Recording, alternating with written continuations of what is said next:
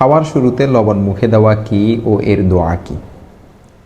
কোনো মানুষকে আল্লাহুম্মা হানিআম মারিআ বাক্যটিকে খাওয়ার শুরুতে লবণ মুখে দেওয়ার দোয়া হিসেবে বলতে শোনা যায়। আবার কোনো মহিলাকে বলতে শোনা যায় এটি তরকারি চাখার দোয়া। মূলত এই বাক্যটিকে যে বিষয়ের দোয়া বলা হোক না কেন এর কোনো ভিত্তি নেই, এটি একেবারে মন গড়া একটি কথা। খাওয়ার শুরুতে লবণ মুখে দেওয়া সুন্নত, এই কথাটিও আমাদের সমাজে অনেকের মাঝে প্রসিদ্ধ আছে। আবার এই কেন্দ্রিক সমাজে কিছু জাল হাদিসও প্রচারিত আছে। যেমন, যে ব্যক্তি খাবারের আগে ও পরে লবণ খায় সে ৩৬০টি রোগ থেকে নিরাপদ থাকে। তার মধ্যে সর্বনিম্ন হলো কুষ্ঠ ও ধবল। হাফেজ সৈয়দী রহমতুল্লাহি আলাই এবং ইবনে ইরাক রহমতুল্লাহি আলাই এই বর্ণনাটিকে জাল বলেছেন। দেখতে পারেন রাইলুল্লাহ আলিল মাসনুআ ১৪২ নং পৃষ্ঠা, তানজিহুশ শরিয়া ২ নং খণ্ড ২৬৪ নং পৃষ্ঠা।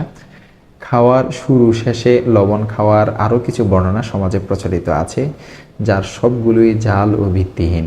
দেখুন, খাওয়ার শুরুতে লবণ মুখে দেওয়ার বর্ণনায় যেখানে জাল ও বানোয়াট, তাহলে লবণ মুখে দেওয়ার দোয়া কোন পর্যায়ের বানোয়াটের কথা হবে একটু ভাবুন তো।